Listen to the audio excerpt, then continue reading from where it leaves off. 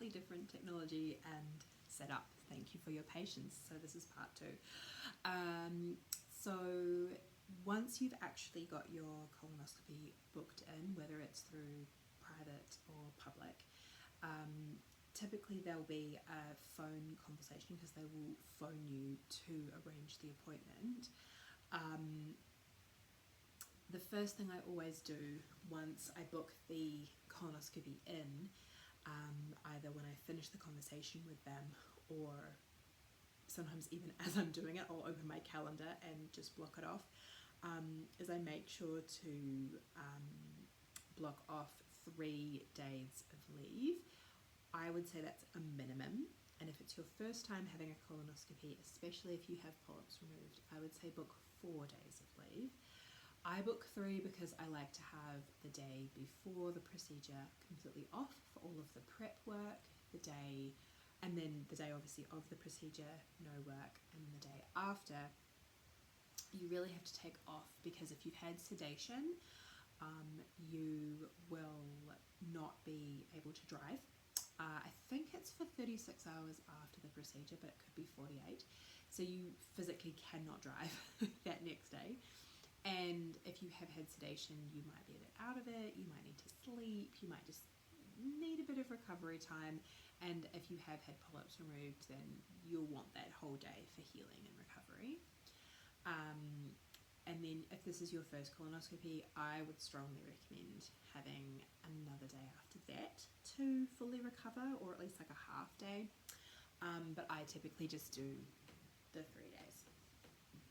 And so, yeah, once you've got it booked in, on the phone they typically talk you through the procedure somewhat, so that's an opportunity to ask any questions straight off the bat. They typically ask your allergies and various other kind of information they might need to know. And then they will post you an information pack, and the pack will typically have information about the procedure and also information about the preparation and the instructions, and it will also include dietary restrictions that come into play sort of 5 to 7 days prior to your procedure. And they also the pack also includes the prep solution, typically in powdered sachets. Sometimes that pack will also include a bowel softener medication tablet to be taken the day before. Sometimes it will just have a note saying you need to go and get this kind of medication and this dose from your pharmacy so that you can have it the day before. And sometimes it won't have anything about that at all. You can request for stool softeners the day prior. I actually recommend that, unless there's obviously some medical reason that you can't have it. Always consult with your doctor, but having that dose of stool softener or laxative actually the day before or the morning before your preparation begins, I think is quite a good way to encourage the preparation to go more smoothly and painlessly. As someone who's prone to constipation, that is definitely something that I advocate for if they don't provide it. And on that, if your colonoscopy procedure is booked for a Monday, so the day before is a Sunday, which is a weekend, or long weekend even, you'll want to make sure that you pick up that medication. If you have to go and get it from the pharmacy, you'll need to make sure you obviously do it when the pharmacy is open a day or 2 prior to that. So just a note for that. So typically what I do when I get the information pack is I read everything. I obviously make sure that it's got the correct details on it and information makes sense, all that stuff. And then I'll open up my calendar, and so prior to that prep day that I've already booked out not working, which is obviously the first of the days for the procedure, I will also put in reminders, pick up the medication from the pharmacy on this day, start reducing your diet as per the instructions on these days, because otherwise you just wake up in the morning and just go on autopilot and you eat what you usually eat, and then you suddenly get to your colonoscopy and you're like, I didn't do that and I didn't do that. So putting those things in your cal leading up to the colonoscopy can just make for a smoother, more organised transition, and yeah, you just don't want the added stress. So as soon as I get that info pack, I just really do all of that.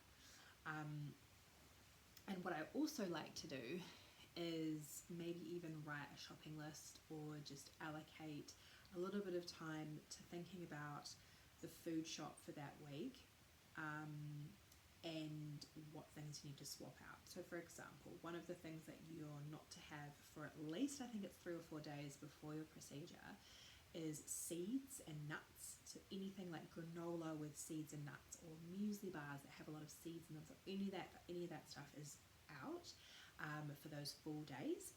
But if you're someone like me that has a lot of that stuff, especially for breakfast or for snacks at work, I need to make sure that I've got substitutes that are safe for the colonoscopy prep, that I can still have when I go to work, when I'm, having my breakfast and stuff like that. So a little bit of planning sort of a week out from your colonoscopy can just ensure that you actually are able to follow and adhere to all of the steps. Because let me tell you, this has never happened to me, but it's a fear. You do not want to have to go through the colonoscopy prep and, because you have to stop eating for the colonoscopy and all of this stuff, get into the colonoscopy, maybe even go through with the procedure, claiming it on your healthcare or whatever you're doing, only to be told at the end that because you didn't eat the right thing in the days before, they weren't able to actually do the procedure properly, and they'll have to repeat the whole procedure again. That's not what you want. You don't want that. Just trust me, do not go there.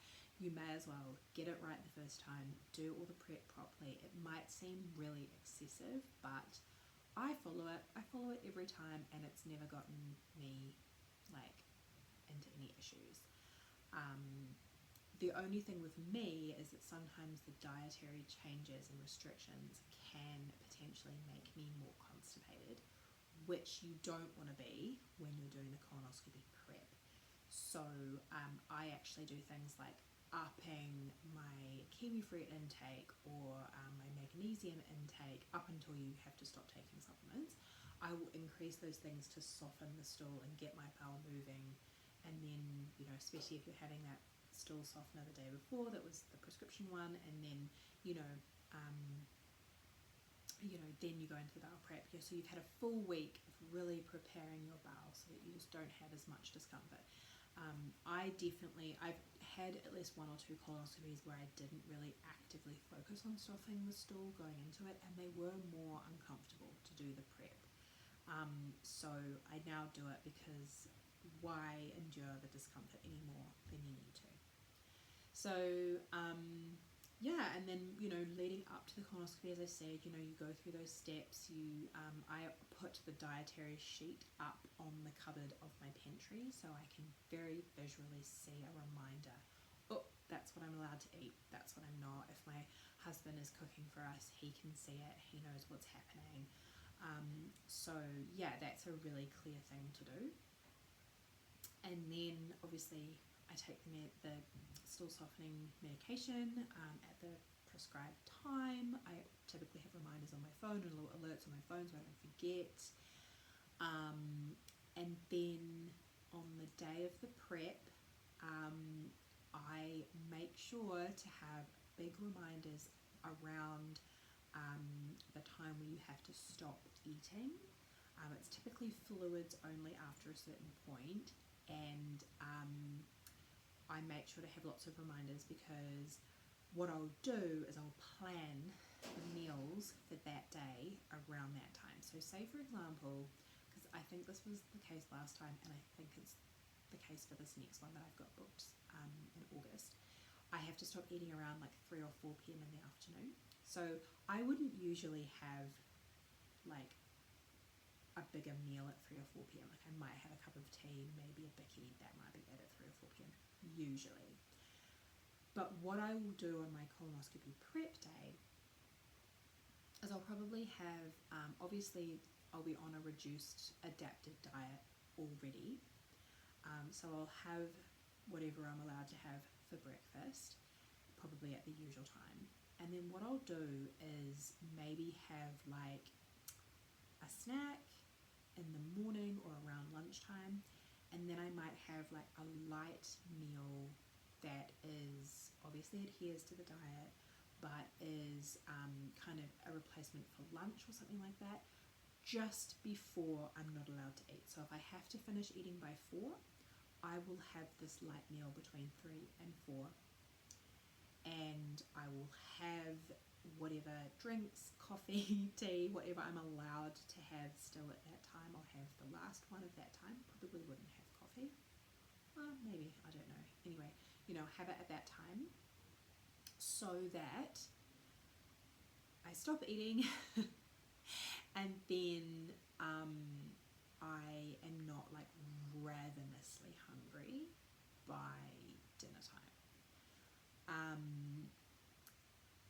And I will also pretty immediately brew myself a massive pot of peppermint tea. I might even make myself like iced peppermint tea in the fridge, and then also hot peppermint tea. So I've just got this like big stockpile of peppermint tea, so that throughout all of the prep process I can have peppermint tea either as a chaser or as just like to help with bloating and discomfort. And it really helps. It really helps. It's a clear fluid, so you can have it all the way up, I think, until like 2 hours before your procedure. So I have a lot of peppermint tea throughout this whole process because it really works. It really, really helps, and it keeps you hydrated as well as like helps with bowel discomfort.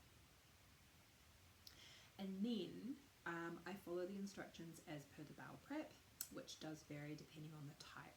Let me tell you, no bowel prep solution is going to taste nice. They're all revolting. They really are. It's miserable. I can't cut that cookie in a nice way for you. They're not fun. I recommend putting on something nice on the telly, so at least you got something nice to watch, or setting up the iPad or the phone in the bathroom, so as you're having your bowel motions and the solution is having its required effect, you can just have something nice on to watch and just or listen to. I'm a big podcast or audiobook person, so I often will have something on. And yeah, it's a very uncomfortable process, made more uncomfortable by the fact that your body temperature tends to really drop. It can be quite dramatic, like even if your house is beautifully warm and it's like the middle of summer, you can get quite cold. So I'm always wearing a fleece, like I have a Kathmandu fleece jacket top that I'll wear, and thermals and big fluffy socks and stuff, because my body temp will just drop as I'm going through the prep process. So that's worth noting. If your bathroom's quite cold, maybe turn the heater on in there, maybe get it nice and warm, just so that you're like a bit more comfortable. And hot cups of peppermint tea or other appropriate teas are quite nice because they do keep you warm as well. And yeah, so you follow the prep process as per the instructions, which can vary depending on the type. And if the rest of your household are eating meals, either dinner or breakfast, while you're doing the prep, move away, because it can be just really tempting, especially when you're a bit hungry, a bit tired, just to kind of grab something and put it in your mouth because of habit, but you really can't eat anything, so do not do that. So yeah, just move away, go and entertain yourself with whatever you've got to watch or listen to on your own device, and just separate yourself. I like to, if I have to sleep overnight, because often I have morning or middle of the day colonoscopies, so I'll start the prep the night before, sleep overnight, and then complete the prep in the morning. Something that I do think is worthwhile is going to bed with either period underwear on, which have that absorbent capacity. You can get really comfortable ones really cheaply from like Kmart and stuff, or you can even actually get disposable underwear, again from like the warehouse, which is often what you get for like postpartum stuff. But if you have even just 1 or 2 pairs of disposable underpants that have that absorbent capacity, or period underwear. I always feel safer like wearing that once your bowel motions turn to like liquid, it's really uncomfortable, and yeah, it's just a bit awful. I don't want to gross you out. So what I like to do is be wearing period underwear or disposable underwear that have that absorbent capacity, just so that when I go to sleep, I just am not worried about having an accident or anything like that. I've actually never really had an accident, but let me tell you, wearing the period underwear or the disposable underwear really gives peace of mind. And then I actually sleep, which is what you want. So I recommend that. And then, you know, obviously on the day of your procedure, you're going to wake up and you'll be hungry and you'll be tired and you'll be really out of it. So I strongly recommend, if you are a parent, making sure that the kindy drop-off, the school drop-off, or whatever childcare is happening that day is arranged without you being involved. So I would plan to have somebody else do the morning routine, somebody else do everything, because you haven't eaten for ages and you've also had your bowel emptied. Some people might look at this process and go, whatever, you're only not eating from like this time to this time, it's not even 24 hours that you're not eating. And you might think like, I've done that before, that's so easy. The thing is about having your bowel emptied is that you're getting rid of all of those stores in your body. So like usually if you just stopped eating for 24 hours, you'd have a bit of stuff in your digestive system that it's still able to sustain you on. But when you're doing this prep, you don't have that. And so you get really hungry and really tired because you don't have anything to like sustain you. So it's not necessarily the same as like fasting for some other reason. So in that morning, I've always got people organised to look after my son or to do whatever, and then my husband will drive me to the appointment. I think you're allowed to drive yourself to your colonoscopy, but you're not allowed to drive yourself home because of the sedation.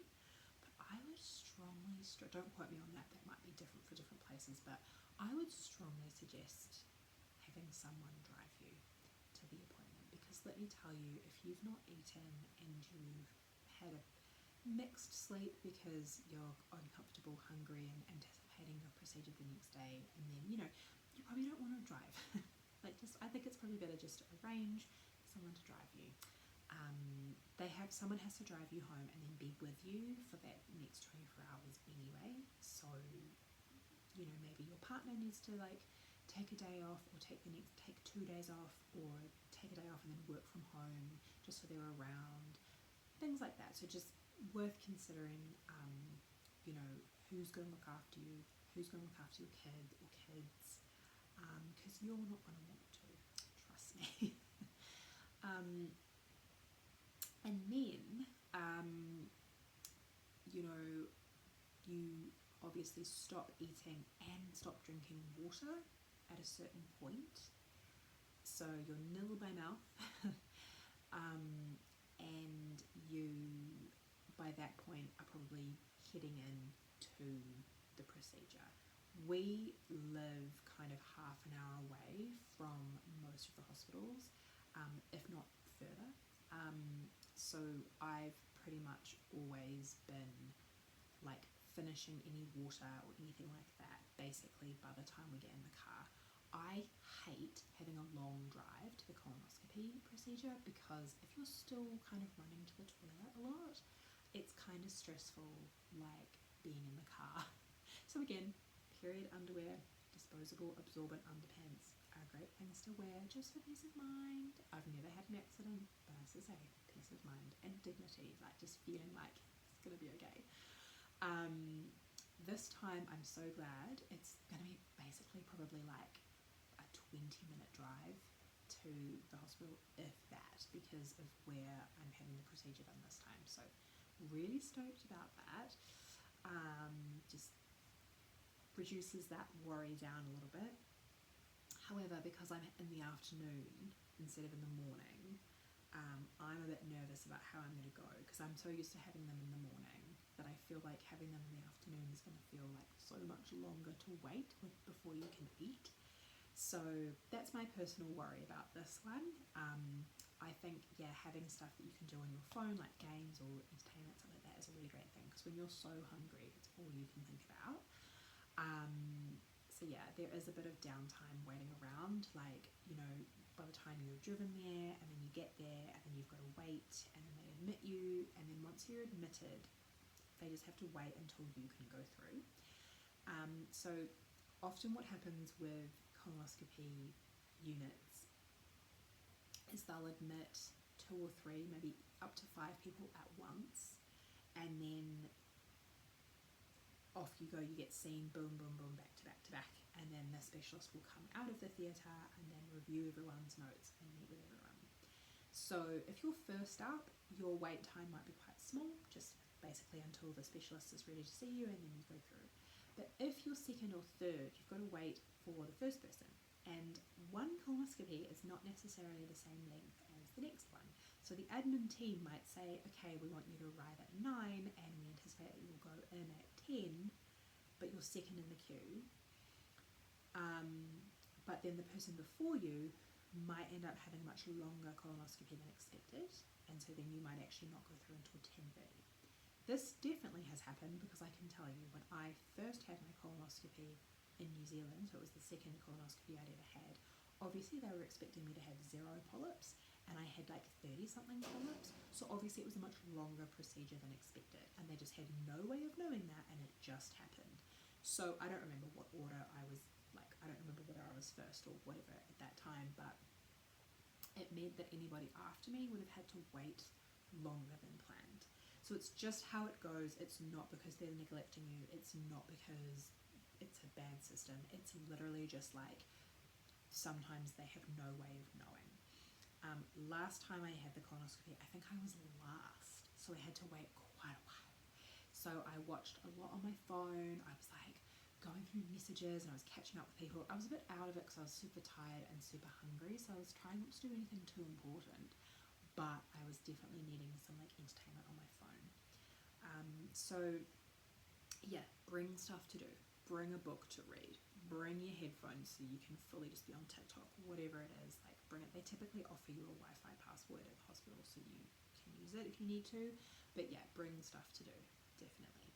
And also bring something warm and cozy to wear because you've got nothing in your body and hospitals aren't always super cozy, so you probably want to be warm while you're waiting.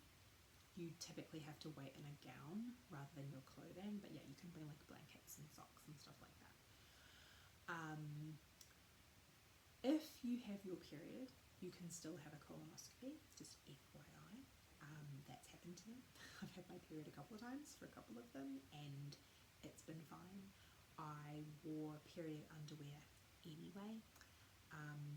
I think I wasn't allowed to have a tampon or a menstrual cup inserted for the procedure, but I was able to have one before and after the procedure. So that's how that works if you're wondering, but always tell them what's going on so that they know, and then yeah.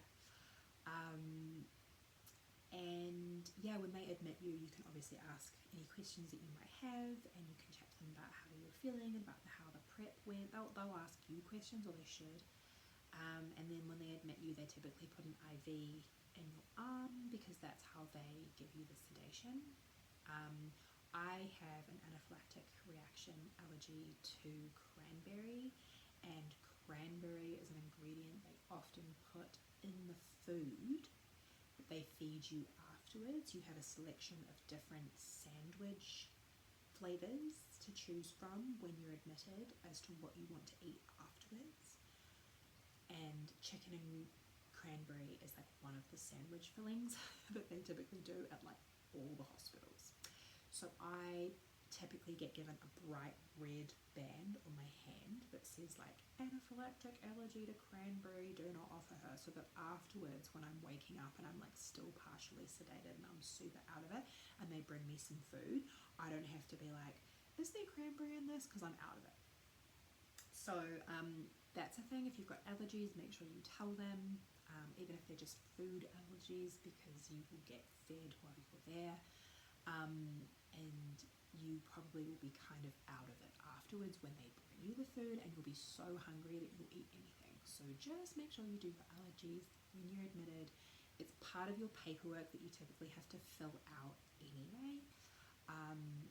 But yeah, just allergies, make sure. And yeah, and then once you're admitted, you tend to wait. I've had it both that at some places my husband has been able to stay with me all the way up until I'm literally taken through for the procedure, which just means we can keep each other company, and we can chat, and we can watch something together. And then I've also been in a situation in hospitals where they don't let the support person, unless they're there for translation or like other clinical need, they don't typically let the support person go through once you're admitted. So then you're just on your own. My husband tends to go down to the shops and go and do something and probably have lunch, and like just kind of kills time with his phone, you know, on full volume just in case I call him and stuff like that. So he'll go off and do stuff and I'll wait, but if he's allowed through with me right up until the procedure, we typically do that, because otherwise it's just really boring. And yeah, I think that's all I can say about the being admitted process. If you've never been in a hospital before, you're typically on a ward. You don't typically have your own room. It's typically a ward, which means that there might be a curtain between you and another person who's having a colonoscopy. Sometimes you can completely close off where you are with another curtain, so you have full privacy. I actually often prefer to have the curtain open because I'm nosy and I like to watch what's going on, and sometimes you get a view of that and sometimes you don't. It really depends on the layout of the ward and where your bed is. But yeah, so you typically don't have your own room. You typically just have like curtains partitioned around your bed. And then obviously when they come and get you, they just wheel the whole bed into the procedure. So typically once you're put on a bed, that's the bed you're going to be on for the procedure. Not always, but that's typically what happens. So yeah.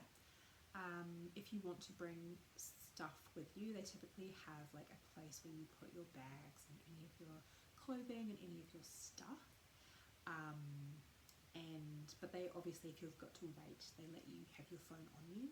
So just talk to the nurse and say like, where do I put my phone? Because obviously you're about to go in for a procedure. You don't want to be like holding your phone in the procedure. Like no one wants that. So yeah, you can just ask them what their protocol is, and every hospital and every ward kind of has a different system, because obviously it depends what they have available. Yeah, and then you go in and you typically meet the specialist who's going to be doing the procedure. In my case, I know the specialist quite well now. And yeah, and then you might meet the other nurses that are going to be in the room. There is typically a TV kind of screen that shows actually the procedure. So colonoscopy is where a camera is inserted into the colon so they can have a look at the colon. So there's a screen that's going to show that, and you typically can see that screen if you're awake. Because most colonoscopies are typically partial sedation, you might actually not be fully out. I have had at least 2 or 3 colonoscopies where I've been fully out, and then the other colonoscopies I've been partially lucid and partially like awake, and I can usually kind of vaguely hear what's going on, kind of vaguely see what's going on. I wear glasses. I don't wear them in the procedure, so I can't really see what's on the screen just because I typically can't see that far in detail. But I know that when, like, for example, my dad had a colonoscopy, he pretty much watched the whole thing and remembers most of it. So it really depends on how the sedation affects you, and everyone's kind of different, and I think probably you're different on different days or at different stages of your life as well, because yeah, like I'm sure the sedation used to knock me out more than it does now. I don't know why that would be. So yeah, they always tell you before they're about to do it, and you know, yeah, their nurses typically talk to you throughout, because you might be able to hear them, so they typically are aware of that. There have been times where I've even been lucid enough to actually reply and actually say something, which is kind of funny and terrifying. But yeah, so they do the procedure, and if there are polyps in there, they remove them, and then afterwards the sedation wears off like pretty quickly, to the extent that you can like wake up.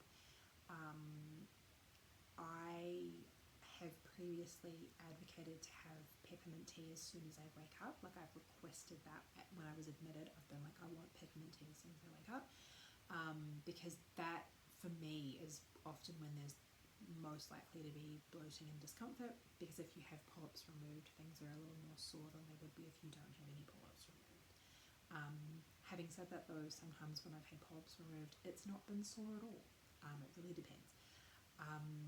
And so yeah, when you wake up, they let you recover, and often let your support person come through at that time, so that as you're waking up, your support person is there. So what I typically do is I message my husband when I'm going to go through. Like I'll say, I'm about to go through for the procedure now, and that tells him that I'll probably be about another 30 minutes before I come out of the procedure. But as I said before, you never know how long the colonoscopy is going to take. But either way, my husband typically starts to like wrap up whatever he's doing and come back when I go in, so that he's in the building, so that if anything comes up during the procedure, any emergencies, or like as soon as I come out, he's there so he can come through straight away. And that's just how we do it, and yeah, it just makes sense.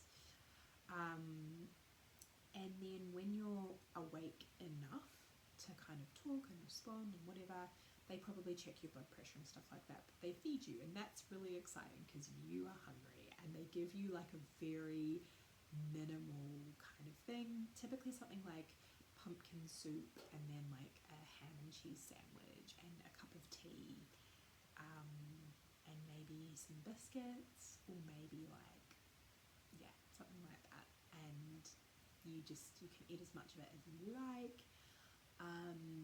I almost always ask for another cup of tea or coffee, and then you can get dressed, and you can like get yourself back together. You can go to the bathroom, and you can like just, yeah, they take the IV out of your arm and all of that stuff.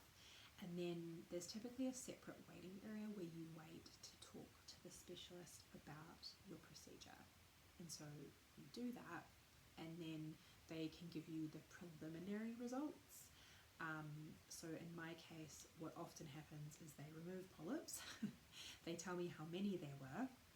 Sometimes they even tell me that in the procedure, because sometimes you're lucid enough to hear them. So sometimes they'll even tell me that as the procedure is coming to a close. But either way, in the discussion afterwards, they tell me how many there were. They talk to me about the health of the bowel and how the procedure went, and da-da-da-da. They tell me when they would like to see me again, but they don't have the results of what type of polyps they are, because they have to be sent off to the lab, and that can take like, I don't know, a couple of weeks at least to like get a result back.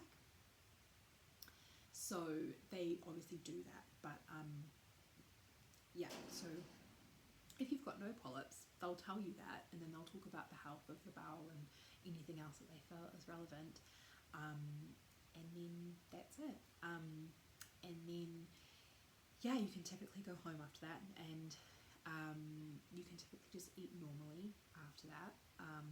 I'm always wary and very careful with what I eat. If you have polyps removed, you can be a little tender, so I keep the peppermint tea up, and I keep up with like kiwi fruit and stuff like that helps the stool stay soft, just because I don't want to like put pressure or inflame anything for the couple of days immediately afterwards. And I drink heaps of water, and I try to have good gut health foods, fermented foods, probiotic foods, just a good range of good foods, lots of different herbs and spices, all that kind of stuff, just so that what I'm immediately putting back in is good stuff, because then I feel like the recovery, I think, is easier if you do that. That's just my opinion. Yeah, and then eventually you get the results back from the lab to confirm what the polyps were, if they sent something off, and they typically send all the information back to your GP, and if you have to have a follow-up colonoscopy, they'll schedule that, and so the cycle repeats again, or not if you don't need one, lucky for you. And that's the process. I hope this has been helpful. It's been a really long video, but I hope it's helpful. I know that when I first started having colonoscopies, I really had no idea, and certainly the first one was more stressful because of that, because I just didn't know what to expect. And colonoscopies and anything relating to like bowel movements is something that people don't really want to talk about that much. Like, it's not a very like cool topic to bring up. It always feels a bit weird. So I just wanted to make the video because I think that it's something that, yeah, we don't talk about enough, but is kind of useful to know. I hope you don't have to have a colonoscopy, and I hope that you don't have to have nearly as many as me. But if you do, know that it's okay. Know that they do colonoscopies routinely every day. They've seen it all. You don't need to run out and get a wax, or you don't need to run out and shave your legs, or like make yourself look any more presentable than you are. I always have a shower beforehand. That is it. Like, you do not need to like go and, yeah, like you don't need to be self-conscious about your body. They've literally seen it all. And the most important thing is just that you're comfortable and that you have a positive experience, and that you feel empowered to advocate for your needs, but you shouldn't have to, because the healthcare system and everyone in it should be leading with your needs. So yeah, have a nice day. Thanks for listening.